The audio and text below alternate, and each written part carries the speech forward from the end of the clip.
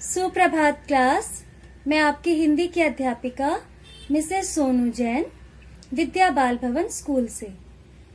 बच्चों, जैसा कि आपको पता है, हम सभी इस समय अपनी व्याकरण पुस्तक के पाठों को पढ़ रहे हैं। आज मैं आपको व्याकरण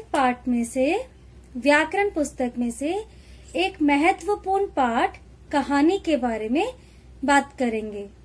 आज मैं आपको एक कहानी भी सुनाऊंगी, लेकिन क्या आपको मालूम है, कहानी का उद्गम भारतीय समाज में सदियों पुराना है।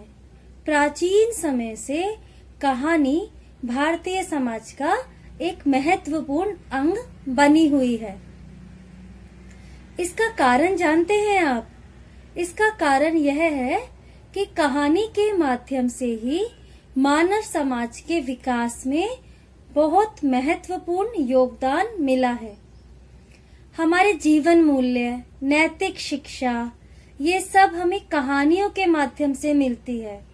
चाहे हमारे दादा दादी, नाना नानी या हमारे घर के बड़े हमें कोई सीख देते हैं, तो वो अधिकांशतः किसी कहानी या किस्सों की मदद लेते हैं। उन किस्सों कहानियों को सुनते ही हम सभी बड़े होते हैं और हमारे अंदर वैचारिक मूल्यता बढ़ जाती है, नैतिक मूल्य बढ़ जाते हैं। तो हम कह सकते हैं कि हमारे चरित्र के विकास में कहानियों का महत्वपूर्ण योगदान रहा है।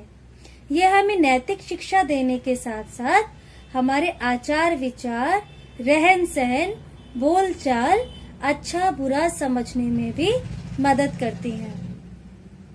बच्चों, एक अच्छी कहानी जितना सुनने में अच्छी लगती है, उतना ही उसे पढ़ने में भी आनंद आता है। जब हम किसी चीज को बहुत अच्छे ढंग से पढ़ते हैं, बिना अटके, बिना रुके पढ़ते हैं, विराम चिन्हों का ध्यान रख के पढ़ते हैं, तो सुनने वाले को कहानी का मूल भेद समझ में आता है कि कहानी के माध्यम से हमें क्या समझाया जा रहा है। तो बच्चों, आज के इस वीडियो में हम एक कहानी का पठन करेंगे। कहानी पठन के समय आप ध्यान देंगे कि हमें विराम चिन्हों का प्रयोग बहुत ध्यान पूर्वक करना है। बिना अटके कहानी को पढ़ना है। विराम चिन्हों का प्रयोग कहाँ कब रुकना है, कब किस शब्द पर हमें बल देना है, किस शब्द पर आवाज को धीमे कर लेना है, इन सब बातों का आपको ध्यान रखना है। और बच्चों, आज वीडियो के अंत में आज आपको एक गृह कार्य भी दिया जाएगा। एक ईमेल आईडी शो की जाएगी जिसमें आपको आपका गृह कार्य मिल जाएगा। उस गृह कार्य को आपको अपनी ईमेल आईडी पर ही सेंड करना है। तो क्लास, चलिए आज की कहानी हम स्टार्ट करते हैं। ठीक है। तो क्लास, चलिए आरंभ करते हैं आज की कहानी, जिसका नाम है सत्य के प्रति दृढ़ता। सत्य के बारे में, सत्य का मतलब आप जानते हैं? सत्य का मतलब होता है सच, और दृढ़ता का मतलब अपनी बात पर अड़े रहना। अगर हम सच बोल रहे हैं तो हमें कभी भी किसी से डरने की आवश्यकता नहीं होती है। जो इंसान सच्चा होता है वो अपनी बात पर अड़ा रह सकता है। तो कहानी आरंभ करते हैं। परीक्षा फल सुनाने प्राचार्य खड़े हुए। सभी विद्यार्थियों के नाम पढ़े जाने के बाद एक शिक्षार्थी खड़ा हुआ और बोला, मेरा नाम नहीं बोला गया। अनुशासन प्रिय प्राचार्य ने कहा, तुम अनुत्तीर्ण होंगे।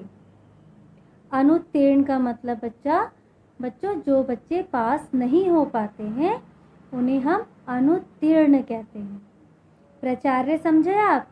प्राचार्य का मतलब होता है अध्यापक, और परीक्षा फल यानी कि आपका रिजल्ट। जब रिजल्ट आया बच्चों, तब टीचर ने रिज़ल्ट अनाउंस किया तब एक बच्चे ने खड़े होकर बोला कि सर या मैम, मेरा नाम तो आया ही नहीं। तब उनके अध्यापक ने क्या कहा कि बच्चे, शायद आप पास नहीं हुए होंगे, आप अनुत्तीर्ण रह गए होंगे। उस वर्ष वह बालक बहुत लंबे समय तक मलेरिया ज्वर से पीड़ित रहा था। क्या हुआ था उस समय? उस समय जब वह बच्चा अनुत्तीर्ण हुआ तब उसको एक गंभीर बीमारी मलेरिया ने ग्रसित कर लिया था, जिसके कारण वह बहुत लंबे समय तक बीमार रहा था। किंतु अपनी सफलता पर उसे इतना विश्वास था कि वह बोल पड़ा। लंबे समय तक बीमार रहने के बाद भी उसने घर पर रहकर अपनी पढ़ाई की, तो उसे ये पूरा विश्वास था कि वह अनुत्तीर्ण यानी फेल नहीं हो सकता। तब इसलिए वो खड़ा हुआ, उसने कहा, नहीं, ऐसा नहीं हो सकता। ऐसा ही है, प्राचार्य ने दृढ़तापूर्वक कहा। दृढ़तापूर्वक क्योंकि प्राचार्य यानी अध्यापक को भी अपने ऊपर विश्वास था कि उन्होंने कॉपी सही चेक करी है। उन्होंने कहा, नहीं, ऐसा नहीं हो सकता। अध्यापक प्राचार्य थोड़े से नाराज हो गए। उन्होंने कहा, मैं कहता हूँ बैठ जाओ, और कुछ भी बोले तो जुर्माना होगा। आपको तो पता ही है, अध्यापक के आगे ज़्यादा नहीं बोला जाता, क्योंकि अधिकांशतः अध्यापक ठीक होते हैं, है ना। तो जब उस बच्चे ने कहा कि ऐसा नहीं हो सकता, मैं फेल हो ही नहीं सकता, तब प्राचार्य ने थोड़ा सा तेज आवाज करके बोला, मैं कहता हूँ तुम बैठ जाओ, और कुछ भी बोले तो जुर्माना होगा। मैं उत्तीर्ण हूँ, इसमें संदेह नहीं, बालक बोला।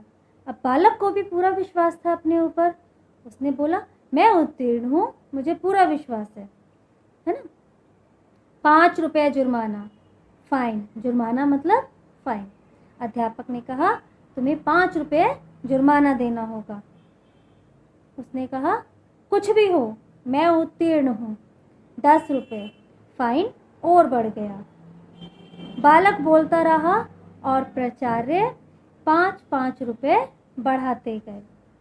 नीलामी की बोली जैसा दंड बढ़ता हुआ 50 रुपये के लगभग हो गया। नीलामी अभी आप नहीं समझते हैं, लेकिन इसमें एक बोली किसी भी वस्तु को बेचने के लिए उसका मोल लगाया जाता है। इसी प्रकार प्रतीत हो रहा था। बालक बोलता जा रहा था और अध्यापक उस पे फाइन या जुर्माना लगाते जा रहे थे। ऐसा करते करते पूरे 50 रुपये जुर्माना हो गया।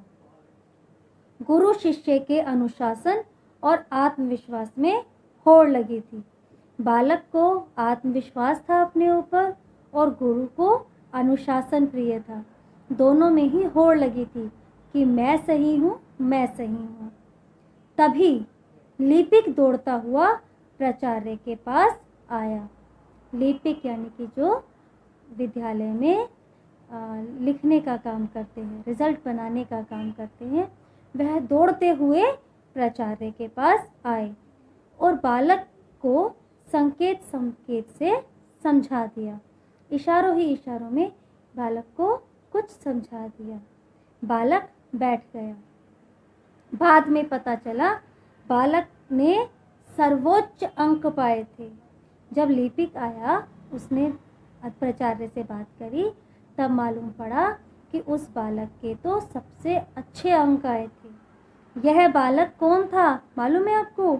यह बालक था राजेंद्र प्रसाद, जो कि आगे चलकर भारत के प्रथम राष्ट्रपति बने। राष्ट्रपति मतलब प्रेसिडेंट। जो भारत के पहले प्रेसिडेंट बने वे थे राजेंद्र प्रसाद, और यह उन्हीं की कहानी थी बच्चों। तो आपको पता चला, क्या मालूम पड़ा? यदि हम सच बोल रहे हैं, यदि हमारे अंदर सच्चाई है, तो हमें कभी भी अपनी बात से पीछे नहीं हटना चाहिए। आप सोचिए, अगर वह बालक अपने प्राचार्य के डर से, अनुशासन के डर से अपने आप को बिठा लेता तो उसकी इच्छा तो उसको फेल होना पड़ता, उसकी मेहनत बेकार जाती। तो समझ में आई बच्चों? अब आपको मैं गृह कार्य के लिए एक ईमेल आईडी दूंगी जिसे देखकर आप अपना गृह कार्य पूरा कर पाएंगे। ठीक है क्लास?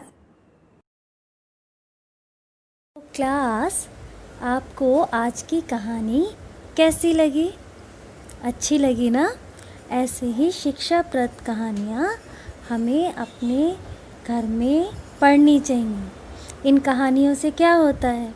इन कहानियों से हमारी नैतिक मूल्य, नैतिक भावनाएं बढ़ जाती हैं, है ना क्लास? अच्छा, अब आप देखिए, आपकी स्क्रीन पर एक ईमेल आईडी दिखाई दे रही है ना? क्या है वो ईमेल आईडी? vbbshakarpuronlineclasses@gmail.com। मैं एक बार फिर बोलती हूँ, vbbshakarpuronlineclasses@gmail.com। यहाँ पर आपको क्या करना है? यहाँ पर इस ईमेल आईडी पे आपको ओपन करके आपकी क्लास का, आपको हिंदी का गृह कार्य मिलेगा। उस गृह कार्य में आपको अपनी आवाज़ में एक कहानी रिकॉर्ड कर इसी ईमेल आईडी पर सेंड करनी है। आपको समझ में आ गया ना क्या करना है? आपको इस ईमेल आईडी को ओपन करना है। आपको गृह कार्य दिया गया है उसे पढ़कर आपको अपनी आवाज़ में रिकॉर्ड करके सेंड करना है। और क्लास, अपना नाम, अपनी क्लास, सेक्शन, रोल नंबर और अपनी ईमेल आईडी आप उसमें ज़रूर लिखेंगे। और आपके कोई भी प्रश्न होते हैं उनके उत्तर मैं उसी के माध्यम से आपको दे पाऊँगी। ठीक है class? Have a nice day class.